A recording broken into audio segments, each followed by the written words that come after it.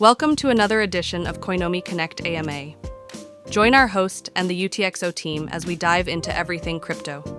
This conversation was recorded live on X Spaces on January 29th, 2026. Please note that the views and opinions expressed in this AMA do not necessarily represent those of Coinomi Wallet and should not be considered financial advice. Always do your own research on the projects we discuss. Enjoy the video, and don't forget to like and subscribe to support the channel. Now, let's get started. Greetings. How did you know it was me? Well, uh, I wanted to know what the format was going to be like. If this was going to be kind of like a meetup type free flowing conversation, or if there was going to be an agenda. There's the intention is to be, let's get people in the room, start to have a conversation again. It's been a few months since the UTXO Alliance had a town hall. So the agenda is, let's see who's here. Let's design a conversation around who's here. Koinomi has interest in sharing and being a part of the UTXO Alliance conversation. So there are people here that I don't know. I'd like to get to know more people and kind of just broaden the range of possible conversations. It's the end of January 2026. We've got the whole year ahead of us. Let's see what we can get into and design for a next space. Sounds good. And thank you for Koinomi. Thank you to Koinomi for showing up. I had sent them a message asking them to if they would, like to come to the space. I've had private conversations with them and trying to get support for some of the other UTXO Alliance members. And I think only Nervos joined the group. But you know, it's always a good thing when there's people that want, I guess like Konomi wanting to learn about the UTXO Alliance members, and then maybe even being able to support them with wallet support. So thank you for showing up, Konomi. Hey, we're happy to be here to learn more about what the Alliance is putting together for the year of 2026 and see how we can follow along, support, get active in the community, since that's the way we love to grow our user base and wallet. So why don't we actually go there? Because if you've taken some time out of your day to be here, Coinomi, I actually have heard of, however, have not used yet. So why don't you just introduce what your team does, what the product is, and then um, if the direction is to support as many potential chains as possible or applications as possible, then that is one key thing we can do looking at the UTXO Alliance in 2026. So would you mind just spending some time introducing yourself, who's here, and what Koinami does? Absolutely. My name is Kobe. I've been with the team since 2017, or actually a bit earlier than that in 2014 as a user when it was just Bitcoin, Dogecoin, and a few other altcoins that you could put in your Coinomi wallet. And Coinomi is a non-custodial multi-chain wallet that's been around since then, 2013, 14, long before a few cycles since then. And we support both UTXO and account-based chains in one UX UI. Our role in the UTXO is ecosystem isn't really building any new chains or protocols. It's being the place where people actually interact with those assets at scale. And like you just mentioned, it's not only about supporting the blockchain, but the actual apps and ecosystem tools and features of those blockchains in one succinct place. Since at the end of the day, we believe crypto is much more than just a price going up and down. It's a promise to help users get more out of their digital experience by either taking back from the middlemen of banks or by helping them better protect their identity that a all state type of company can do. So we believe that wallets are the actual home for those places that you're going to interact in the future with your assets and with your information. And that's the exact kind of tool we're building and have been building for a very long time now. Love that and appreciate that. Bringing up a couple extra guests here. If people just joined, please share the space. We want to just make it as widely shared as possible. Don't hesitate. What we'll be talking about is as broad as the crowd that we have here. I see representatives from Digibyte, Nervos, Quai Network, Cardano, and several others in the crowd. So if you would like to speak, please request, and I'm happy to bring you up. But why don't I give another moment to have Matt come off mute and tell us a little about himself and where he's coming from. Thanks, Steph. Man, it's been so long I forget how to pronounce your name. Steph. I wanted to say Stephen. I was like, yeah, Stephen Curry. Yes, Stephen. that's me. It's good. It's good to It's see you again, Steph. yes, man. It's been a while. So Yeah, go ahead and just share a little bit about where you're coming from, your sure thing. relationship to the UTXO Alliance, and anything else.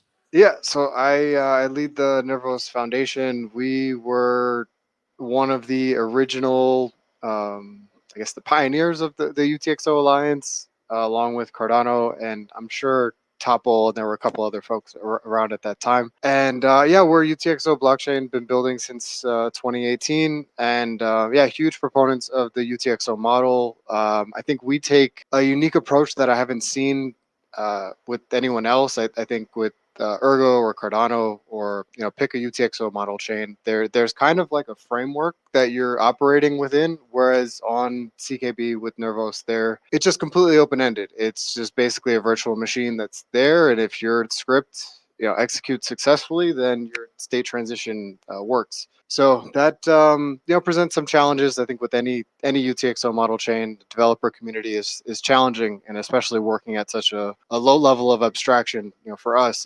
it's tough, but I think we've been at it long enough to start to see the light at the end of the tunnel. We deployed quantum resistance in the last couple weeks, and that actually wasn't too bad, but I'll stop there. I don't want to ramble. I know we got a lot of people here. Matt is I would say, an OG in the space, just in general. And we had the pleasure of meeting at a conference a few years ago. I think that was Masari in New York City, potentially. Beyond that, Nervos is an innovator in the space and as always seems to be one step ahead of what the new, kind of not new, um, one step ahead of a trend. I don't want to say that either. One step ahead in fundamental technology and seeing around the corners. So RISC-V architecture, intents, UTXO based smart contracts, et cetera, et cetera. So glad to have you here, Matt. Appreciate it, Steph. Anybody? Really glad we're doing this. Yeah, man. So anybody new here, please retweet the space. Please request for coming off mute to chat. But we have, let's see, probably enough to begin the space. And so why don't I give a background on the UTXO Alliance and just to open up a few different routes of conversation. So like Matt said, the UTXO Alliance was started several years ago, and there was a main partnership between Cardano, Nervos, I believe Ergo, Topple, and several others.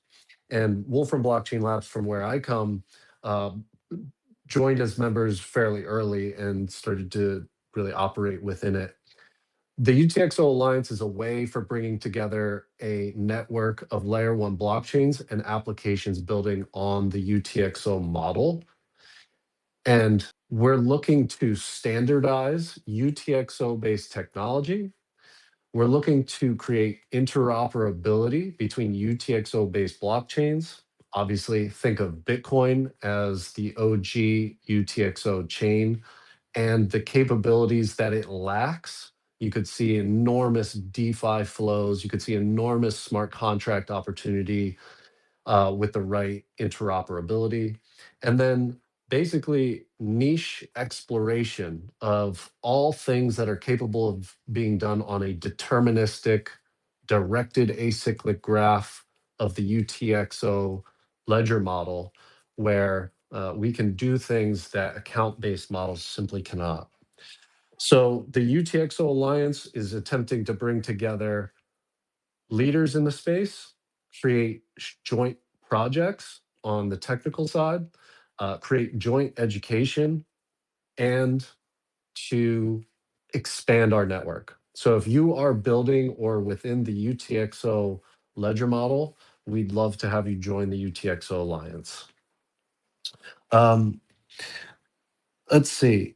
I'm going to pass this over to Jose. Jose represents a number of different directions, but Digibyte as one, and Digibyte is a member of the UTXO Alliance and one of the OG blockchains in terms of years continuing to build. So, Jose, maybe you can say a little bit about if you're aware or capable of what Digibyte's kind of thinking of what occurred in 2025 and maybe what's pointed at in 2026 from a Digibyte perspective. And then I'd like to go back around and get that answer from several other speakers. Yeah. So 2025 was pretty active in development. Digibyte went through its 8.22 upgrade, and with that upgrade, we went through a soft fork process to activate Taproot. And since then, we've gone through the 8.22, 8.26, and now there is testing being done for the 8.29 version. So let me explain a little bit about the versioning here. So we are in our 8th version. So Digibyte is in its 8th version. And it's brought in all the upstream code from Bitcoin Core up to version 26. And what the core developers are working on and the community at large is testing is the 8.29 version of Digibyte. And, or let me see, I'm getting that confused, sorry. 9.26 version of Digibyte, which is going to be bringing in a decentralized UTXO over collateralized time locked stablecoin. So basically, a person can lock up their Digibyte for a ratio, a certain time of period for a certain amount of collateral, and they receive DigiDollars in return, can spend it, and they can also redeem it whenever the time lock expires. So yeah, Digibyte's been in this like rapid development since 2025 all the way up until now, and it's just continuing to evolve. Wow. So there's a stablecoin on available in build. It's adoption for 2026, all of the above, that kind of capability. Yeah, well, the team, I guess, had been studying this for years and looking at the problem of stable coins, that most of them aren't decentralized. You have, if you look at the top two, Tether and USDC, Circle's stablecoin. It's a company that issues it, and it's not like endogenous to the system, to the protocol. So what the core developers have been looking at is how do we do this to make it decentralized, where anybody can go mint their own stable coins, providing their own collateral for the whatever the time for locking it was, and then be able to redeem that collateral at some point. So I think in one example, somebody had spent over like $30,000 of Digibyte at past years, which now would have been worth 3 or 4 times more. But because at the time there wasn't something where they can go like lock up their own Digibyte and then borrow against it, use the stable coins to make payments. So that's one of the problems that it's trying to solve. But when you look at the overall space, is just we're in a space where we're trying to work with decentralized systems, not move towards centralized systems. Right. Right. Yeah, absolutely. And love that. And That's such an important direction to keep building on. Let me go to Koinami here. Koinami, what was kind of the major things that your team completed in 2025, and what's on the lookout for 2026? Great question. A lot of our work in the past year has been really preparing us for what we consider the next 5 years of Coinomi's growth, not only as a wallet, but again, as this utility tool that helps people not just lock up their crypto, but get the most out of it. And we know that we may be entering a period of a bear market where a lot of people leave the ecosystems, where a lot of developers have to put on their long-term bear coats and really get to work building these apps out. So we really focus on the modularity of Coinomi and our team's agility to work on adding new features, new functions of blockchains that we've began to work with again since a few years of being offline, and really establishing again that trust we had for so many years with our user base. A lot of that is about going back to being open source, which is something we're targeting for this year later in the quarters. A lot of that has to do with the wide asset support we've re-added into Coinomi, from supporting deeper features with Digibyte, for example, and DigiID, to the reintegration and support for Monero, which we can now say is very live. So you can once again safely store and use your Monero on a fully non-custodial blockchain wallet. So a lot of it has been prep work for what there is to come. And that's going to be, again, all about helping blockchains reach users and users reach blockchains. We see it as three players of the users, the ecosystem and projects, and then the actual blockchains themselves. We want to be accommodating not only with our UI UX, but our tech, our community, our marketing, our entire stack to kind of be the super product where people can go and develop and know that it's actually going to get into the hands of people who want to use, explore, and profit, not just in monetary terms, but profit in their lives from using those deeper ecosystem integrations. Love that. So, on from a UTXO perspective, does it represent any additional complexity to integrate? And then, is there? I also would like to know if through bear and bull market, what do you see as kind of the perpetual thing that wallets are something that everybody needs and uses. Um, so wallets aren't, uh, uh, I would say, necessarily at the whim of as much of the volatility as a layer one blockchain might be. But maybe you could share a little bit about, specifically for UTXO based blockchains, is there any additional complexity with integrating UTXO chains? And then how do you ride out a bull and bear cycle from your perspective? Sure. So one of the key things that we look for during these is keeping the entire team together.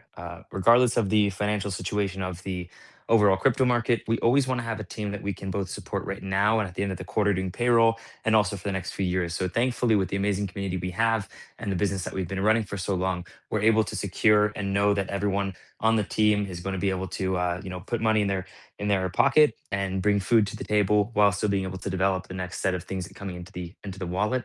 That's really important, and especially because UTXO isn't harder necessarily. I mean, it's a bit more difficult because you're managing coin selection, changing of outputs, fee estimation, and edge cases that users just don't get. So you have to get that right, or else UX breaks.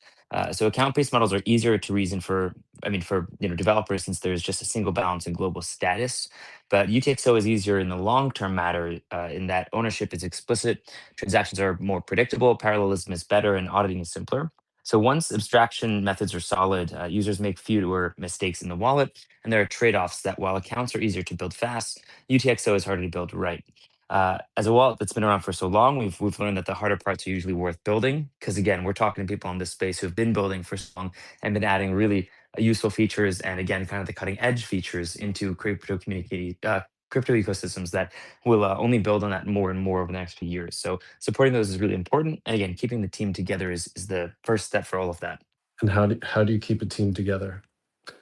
It's all about long-term planning and knowing that the market might go up and the market might go down, but we don't want to be the crypto company that announces the 50% team layoffs as we saw in 2021 with crypto.com, as we saw in 2017, 18 after the ICO bubble. That's the thing we're always hedging against by making sure we have a treasury and of course Bitcoin, but also stables, and that we're not tied to the market and we can set our own development speed independent from price fluctuations and volatility. Well, I love the message that you're putting out. And so, what could the UTXO Alliance, which is about a dozen layer one blockchains and major applications building together. How could the UTXO Alliance onboard, or how could we bring attention to Coinomi? How can we help benefit you? And I'd say that in all seriousness, is there something that is obvious that we can help with um, from your point of view? Yeah, we always want to onboard users and projects by making a handshake deal with them. We want to provide the best wallet experience for them and their users. If we do that, then you'll bring the users to us, and it'll be a simple no-brainer choice for them to be, securing their assets with Coinomi tech. But the first part of that is really communication. Something that's difficult with a smaller team like ours is that we don't have a team of 20 crack business developers on a bunch of Adderall running the cycle of communication and texting every single Telegram at once. So we always have our most successful business cases and integrations when tech teams or ecosystem community members reach out to us either by Twitter, Telegram support ticket and say we have a feature or a blockchain or some kind of integration we'd love you guys to bring into the wallet. And we look at that and we say, okay, what can we do to actually get there?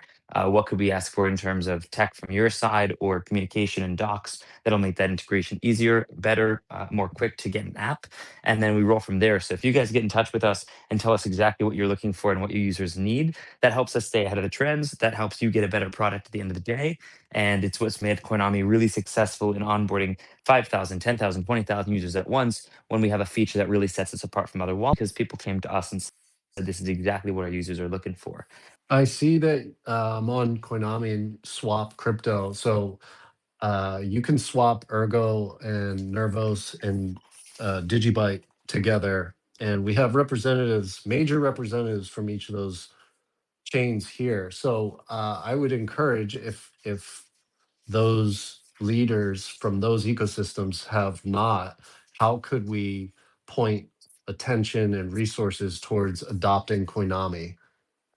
Definitely. Well, I guess first, that's I'm not happy you're on that. necessarily Oh yeah, I'm happy you're on that screen right now. And just because we're about to be launching some new features that are going to bring another 10 to 20 swap providers into the wallet, including private swaps, which will make transactions much more safe and secure with partners like Houdini, with partners like StealthX, and many other exchanges that are coming into the wallet, especially DEXs. So that's great that you're about to even see the work we're doing to improve the UI UX right inside the app today, and how that'll change, maybe not tomorrow, but a few days past from then. And your second question exactly was what for those coin teams?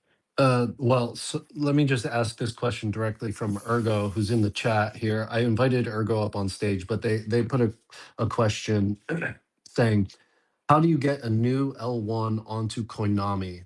Is it open, or what is the process, voting, etc.? Yeah, DM They're waiting us. on DM us to integration get the somewhere ball else. rolling. Mhm. Yeah, DM us to get the ball rolling. Sometimes we appreciate a grant. Sometimes it's easier than that. When it's a blockchain we already have partially integrated and we can just do some clone work and get you in there. It really depends, but we don't do things like listing fees. We're extremely upfront and clear with what it takes to integrate points into Coinomi. And because we're heading back to open source for the entire product and the future products we're going to be launching in the next few years, that'll all be work that no matter who's doing it and when it's getting integrated, that'll be public and for the public domain to benefit from. So that's exactly how we do it and how we plan on doing these integrations at a fast pace now. Lovely. Thank you for answering that. So let me just pause there and see. I thought I saw a hand come up, or if any one of the speakers like to come off mute, share anything. And then I'm going to kick it over to Kiwi if there are no questions directly about that. Anybody have a question, comment, anything to add? All right, then Kiwi, may I ask you come off mute? What chain do you potentially represent here, and who are you, and what are you thinking about in 2026? G'day, guys. So I am primarily a Cardano user. I am not exactly a maxi. I don't mind floating around chains and trying different things. So love the fact that there's an alliance going, and like been following you guys, a lot of you guys for a while, and keeping tabs on where things are at. But I was just like, forgive me, but taking a little advantage of the fact that there's a few big names in the room and a few things going on here, and trying to remind people that at the moment we've got that Crypto Clarity Act going through, and that the banks are still lobbying and pushing and trying to talk the White House into banning stablecoin yields on the on the front of anybody DeFi. So was hoping to get some steam going with all of you guys on board to start petitioning senators and any members that you can, get petitions moving, and try and prevent the banks from forcing out DeFi systems. And I know that obviously stablecoin yields would benefit a lot of the people we've got in the room at the moment. So if you're not already on board with this stuff, it might be time to jump on and actually get something done about it.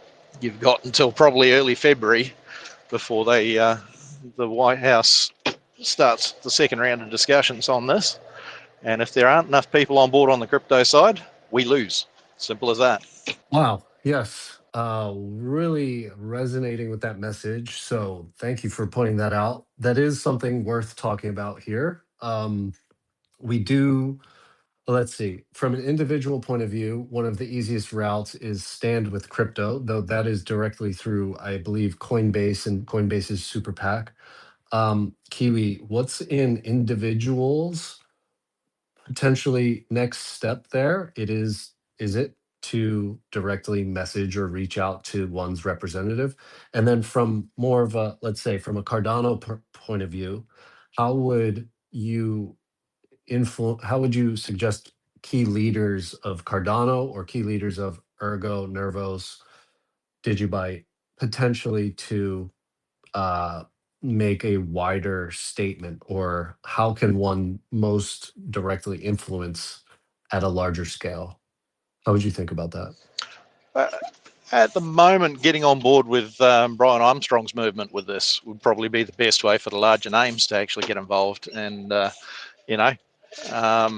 just tagging each other and making sure that people are starting to get aware of the movement, and that individuals do start contacting representatives, senators, etc., and making it known that they will not stand for the banks, stepping all over their toes.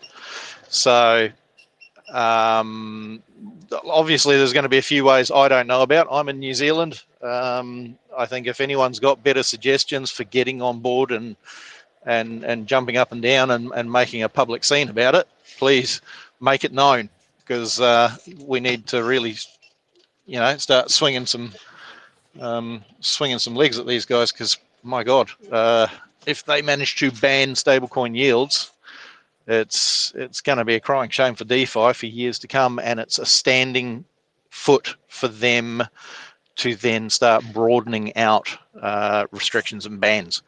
And that's what people are missing about this. It's like, oh yeah, but we can still earn some rewards and things like that off them. It's like, yes, but they will try putting their foot down on all of that over time. Can I ask get what, the ground to stand on? Can I ask what might be a dumb question of if we're talking about decentralized finance, what is kind of like the like how do these worlds like intersect? If we're talking about something that's supposed to be decentralized, and then basically like this, this rallying cry that the powers that be are going to strangle it, is it decentralized if that's what we're worried about? I guess that's kind of my question. Well, if you have a platform that is built and working within a country, it has to stand within the regulations and laws of that country. It doesn't matter. If you are a registered business of any kind, even a decentralized one, still has to work within frameworks and laws, doesn't it? No, otherwise they start coming after people. Yeah, I can understand that, but I go back to my original question of Bitcoin is not domiciled within a country because it is decentralized. If a company is domiciled within a country, and that's what we're talking about as DeFi, I don't consider that to be decentralized finance. I agree with you, but up to now, remember, Bitcoin hasn't been able to do anything truly. We are now looking down the barrel of new ways to use Bitcoin, and if the banks see that being a threat to them, believe you me, they'll come after it. Banks are global. Banks will work together, and they are strong. They have many, many billions of dollars to lobby and pay people and do dirty, underhanded tactics to get what they want. And then you have a situation where anyone who builds the platforms, whether they're decentralized or not, If they find out who's built the platform, you'll end up with more situations of people going to prison and them just IP blocking platforms and causing havoc wherever they can to prevent them losing their money. When you understand that they earn 4.9% currently on their bond yields and they pay the customer 0.01% interest, you start understanding that their trillions of dollars of interest per year are now at risk, and they won't stand for that. They will make us pay unless we can block them now. It becomes urgent. Care for a rebuttal, Matt? Otherwise, I'll go to Jose. Yeah, I'll excuse myself from the conversation. I feel like it'll just get too tangential. I respect the vigor and the conviction. I can say that. I think I just look at the problem very differently.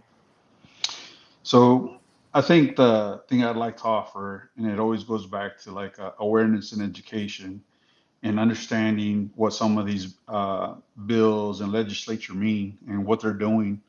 And I know that, I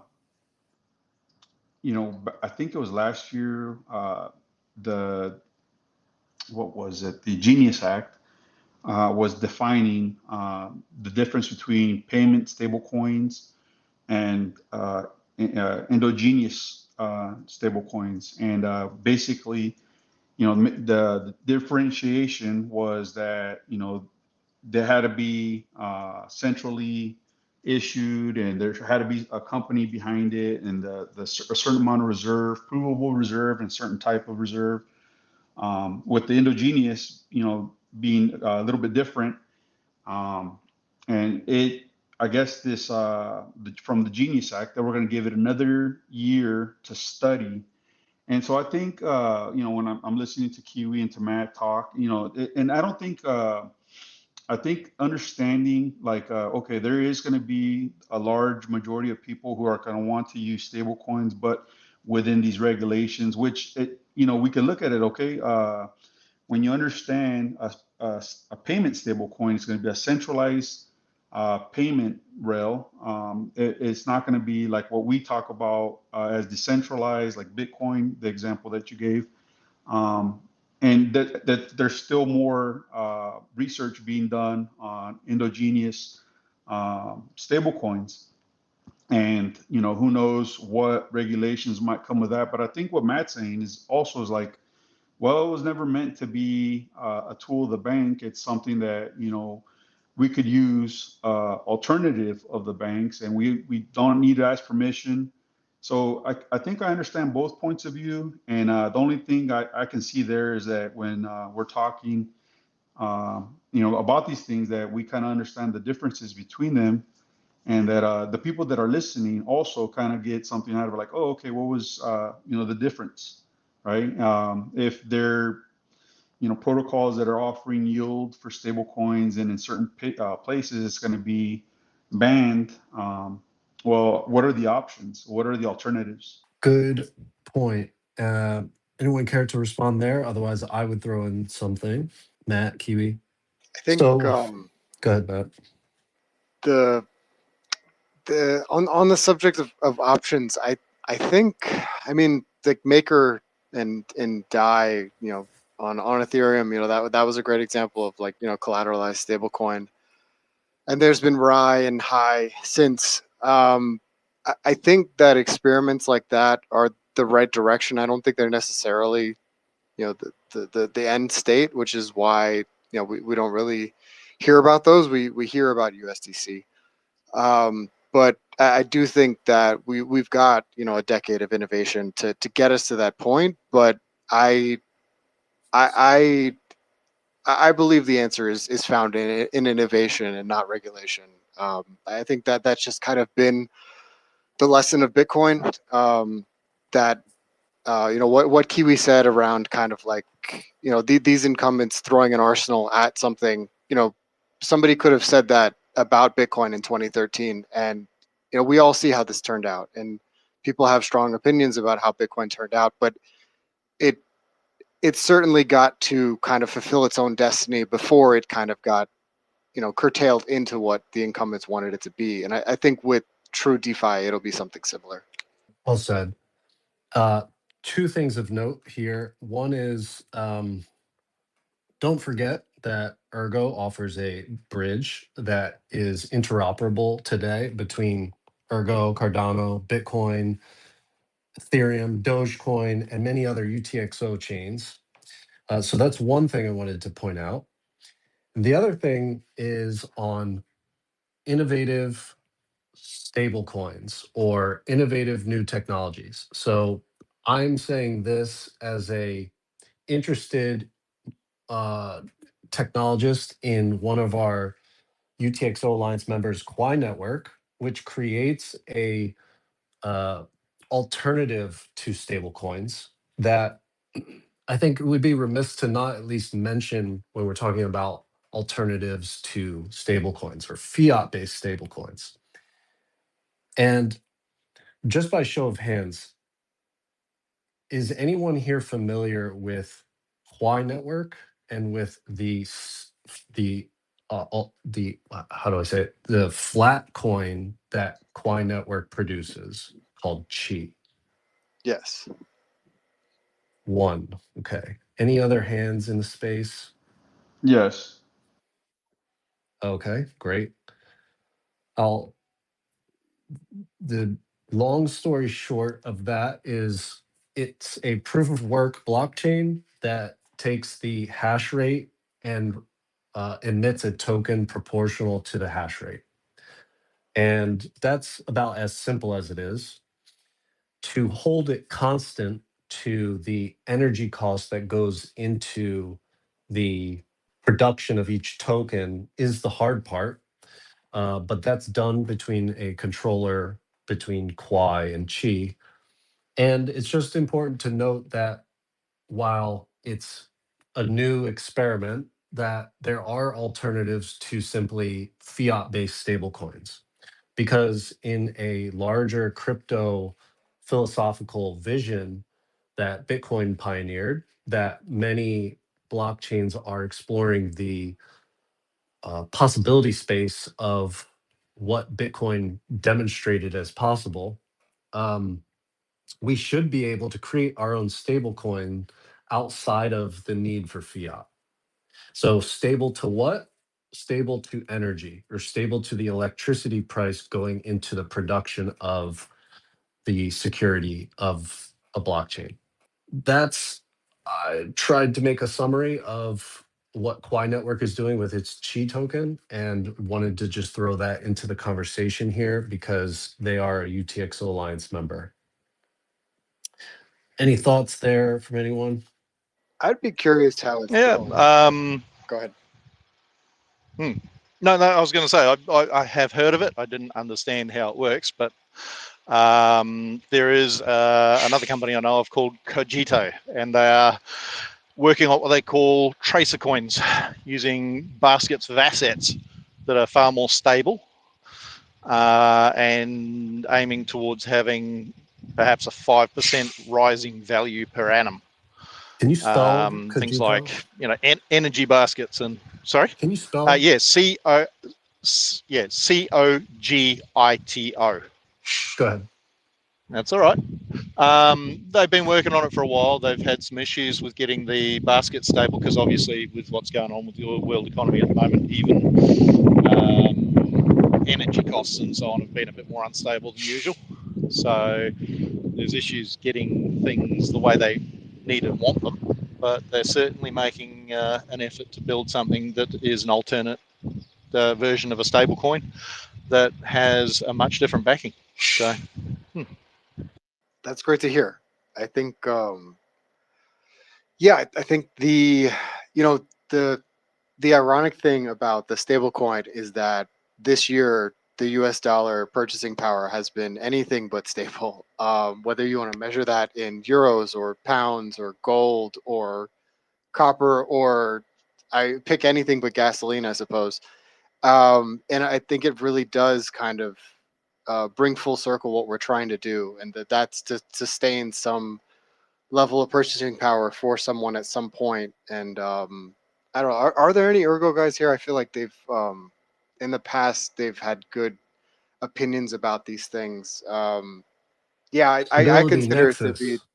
Yeah, I consider it to be just a wide open problem space. I will say, like, I am kind of hard on the stablecoins in DeFi, but I do think they're a very important step in innovation. I just want to always advocate for trying to solve problems with math and cryptography, and just because those kind of assumptions have held up pretty well over time, while the other things have not. On stablecoins, Coinomi, do you guys have a perspective one way or the other? Is there, um, I'll just leave it a broad question as that. Do you have a perspective at all on it?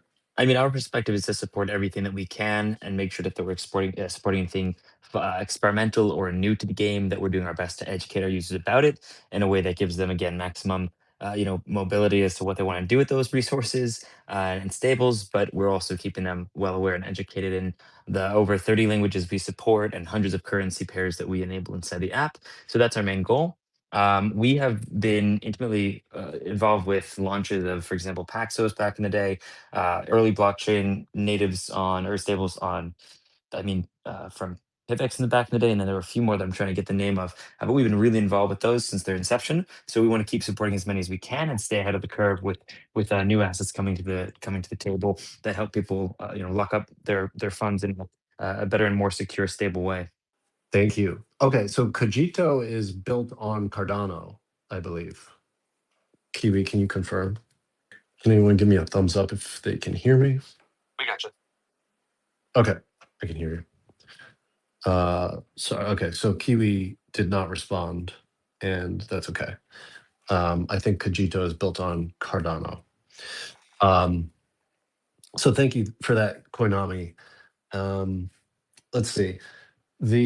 Matt, I completely agree with you. I think fiat-based stable coins represent the boring intermediary step between much larger crypto adoption, but also represent the possibility of collapsing the crypto ethos onto purely what the incumbents have always been and what they will want. And I think that's what Kiwi is saying too, that to have a regulatory bill pass that strips stablecoins the ability to offer this native yield is one of the best things that they can do, but it's being hampered because that potentially makes profitability less for the incumbents or uncompetitive completely. And because we're playing from that because we're playing from that system's vantage point from the beginning, we want an alternative to exist outside of that system so that when that case plays out, the detrimental case plays out, there's already alternatives to switch to that may have less convenience because they're less understood or they have not trillions or quadrillions of value flowing across them to give this kind of robust market. But we have the capabilities through cryptography and new protocol design to create alternatives. And if Cogito represents that as a basket, that's one direction. If Kwai has something like Chi, and that's another direction, we want to facilitate those. And actually, Chi is a UTXO based token. So from the UTXO's alliance's perspective, um, maybe that's something as a standardization interoperability kind of token pair base that Rosenbridge might begin to offer or Koinami might begin to offer, is that we want to denominate not necessarily in US dollar or other fiat stablecoins, but in a denominator outside of that system. That's just a statement, I guess. Koinami, could you see a world where we can build new pairs that are offered in Koinami Wallet? Yeah, definitely. And having different ways to offer them would be really interesting, not just from exchanges, but different ways to like access those markets. So we could definitely look into a few of those once they're a bit more proven and live or in those experimental stages. Yes, awesome. Okay, anyone care to present another topic of discussion or anything else to add there? And we're probably going to go for another 10 minutes here to shut the space down at the top of the half hour. You Steph, guys want to talk about quantum resistance? Please. I think. I don't have any specific point of view on it, so I would just love Oh to man, get this. a basis from your perspective first. I'll say if you don't have a point of view now, I think by the end of the year you probably will. I think I'm mostly going off of just kind of the Ethereum kind of rallying cry and just kind of like how much those guys are kind of orienting themselves to this. And then in the Bitcoin community, this has been going on for at least a year, and I think it'll continue. But the what I want to say here is that UTXOs, I think, actually help a lot with when you want to swap out the cryptography that you're using, because you can just kind of add. It's just like a conditional, like instead of this lock script, you're going to use this new lock script versus something like Ethereum, where that notion of like authorization is so baked into the protocol. It's just like, well, what account are you using? And even the whole idea of what an account is based off of this elliptic curve cryptography. So I'm sure the Ethereum guys are going to do an incredible job, sorting through this. But I think for smaller projects, the UTXOs are going to help a lot, because you're just not going to have as much complexity to to step through what seems like it's going to be a real thing. I don't know. It's a little alarmist still, but I think if you get enough smart people looking at something and they all kind of agree that there's smoke, then people pay attention. Is this specifically at the signature level, and it's most alarming on Bitcoin because of the Shor's algorithm and elliptic curve? Like so what does Nervos do that makes it concerned to the quantum threat? It's the I was saying earlier that on CKB, there is no kind of like standard of anything. It's just, is your script successful or not. So with that, like, the elliptic curve cryptography, that was kind of the first addresses that people used, that kind of sits at eye level with a new kind of script, a new kind of cryptography that would run, and someone is just kind of like changing their lock script. So you can think of it like in a Bitcoin world of moving from, say, like a SegWit address to a Taproot address, and it's similar on CKB, moving from elliptic curve to some post quantum secure cryptography. And on Bitcoin, and I think pretty much any blockchain really, it's the elliptic curve cryptography, and just anywhere that shows up. So for transaction authorization, also for any validator voting on a proof of stake chain, it's the same thing. Yeah, Go Bitcoin ahead, is Kiwi. the hard problem, because there's so much value, and yeah, they don't they don't confiscate coins. But go ahead. Yeah, a couple of things. One, I've heard a great way explained of trying to protect it. Think of it like a good old mongoose car alarm system with a rolling code. Basically, putting a hash in front of the main hash in a way that rolls quick enough that a quantum computer just simply doesn't have time to crack it before it's a new code. There are different ways of attempting this and trying this, but that apparently is one of the primary ways they're going to look at trying to prevent quantum breakthrough. Problem is, we don't know just what quantum will be able to do. I don't know whether you guys heard that the first room temperature quantum computer managed to crack a massive problem earlier last year. I think it was about February or March last year. It did a dark matter equation and blew scientists away with an answer that would have taken 7.2 million years to equate with the most powerful supercomputer on Earth. And it did it in 3.5 minutes. Now, this is a room temperature supercomputer, like quantum computer. They didn't even think that was possible yet. And it's not as powerful as some of the cold, like the freezing temperature quantum computers, but they've also found a way to use optic for this and can now link these things. Once they get through the error correction and other problems they're having with actually getting it to stabilize, they reckon they will be able to link server farms of this thing. That was one unit about the size of your, let's say, a large kitchen bench. The unit is like reasonably compact, and you could fill a server farm with these things and link them with fiber optic and have these things working together. One might get handed an equation, all of them work on it. You could be talking billions of years worth of equations in minutes. So we don't even know whether there is a way to prevent quantum from breaking anything we throw at it with the human mind. It's not possible for us to know. I think if you... and I don't think Bitcoin is going to be the first thing they come after. I disagree on a couple fronts there. I think Bitcoin is the most obvious target because the elliptic curve cryptography it's relatively weak in terms of like when you talk about, if we throw all these quantum computers at a problem, there are certain problems that a quantum computer can, do these fantastical things with. There are certain properties of the math of the problem, and elliptic curve cryptography just happens to be one of those things that's trivial for it to do from a mathematical perspective.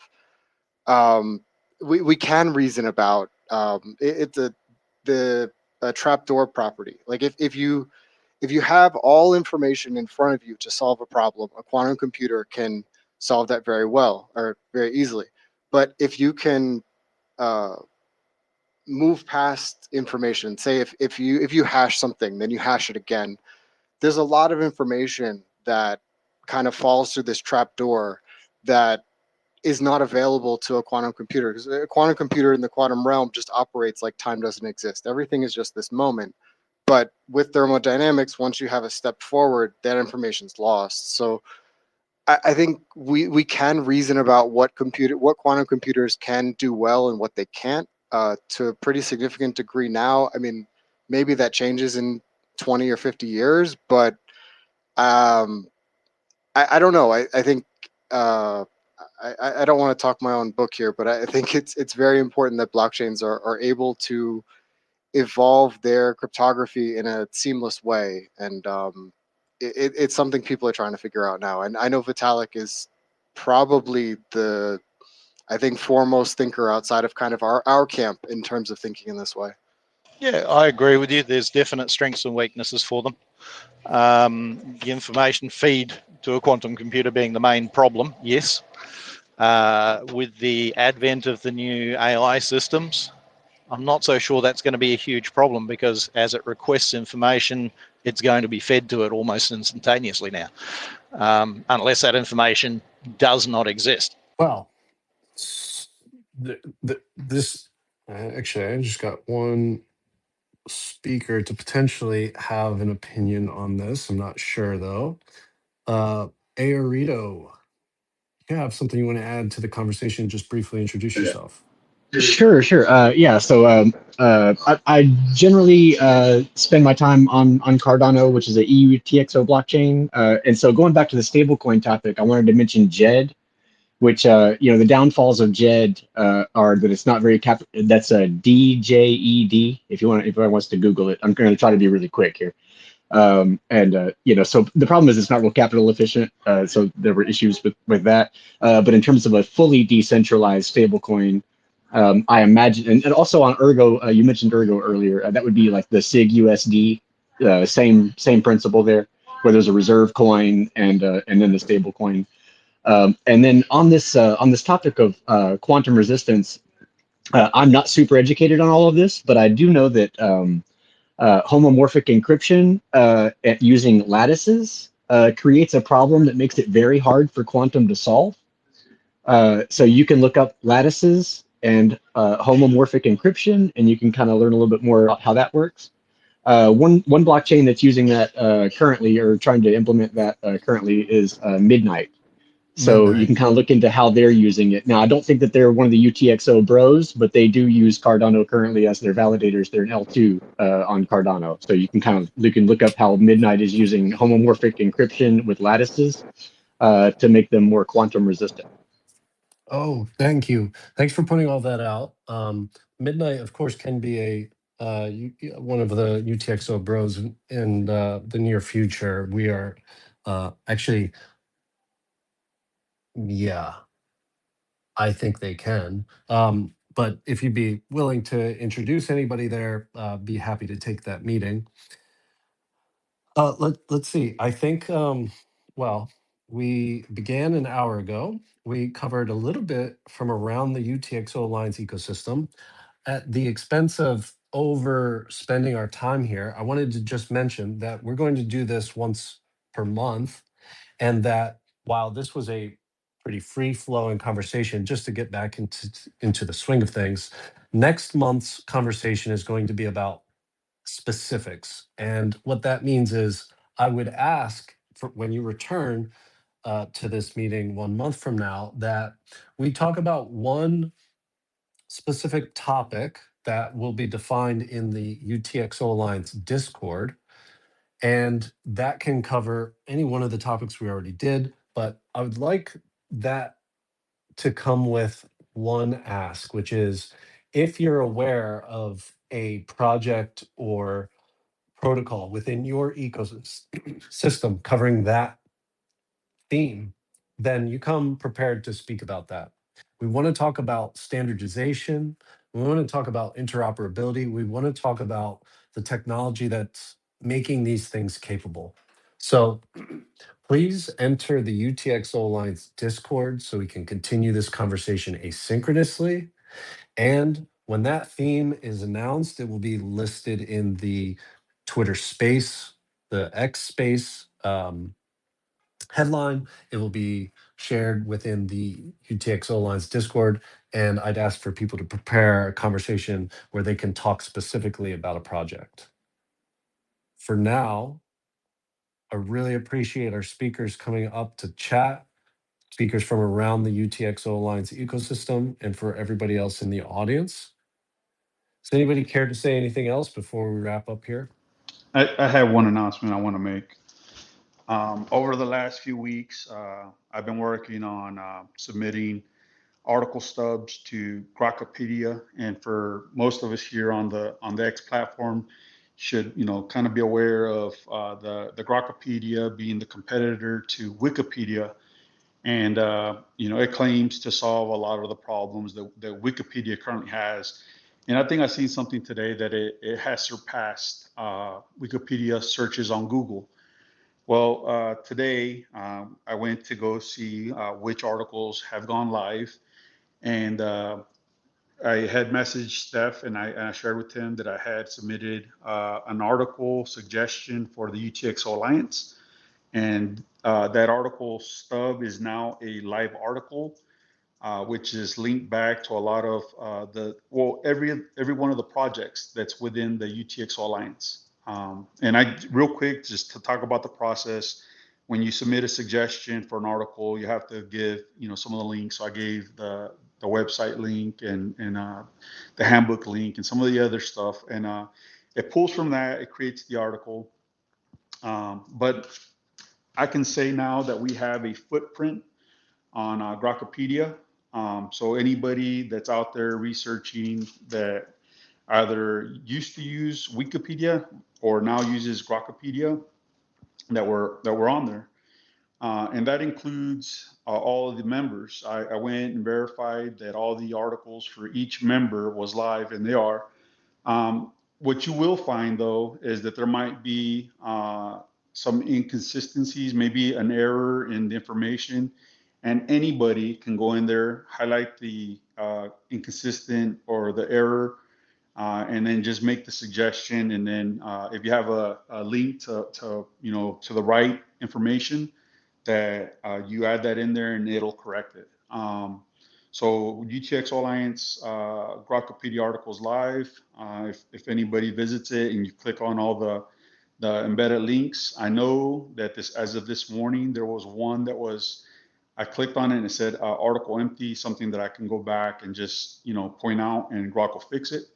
But for the majority, every Alliance member has a live article on Grokkopedia. Lovely.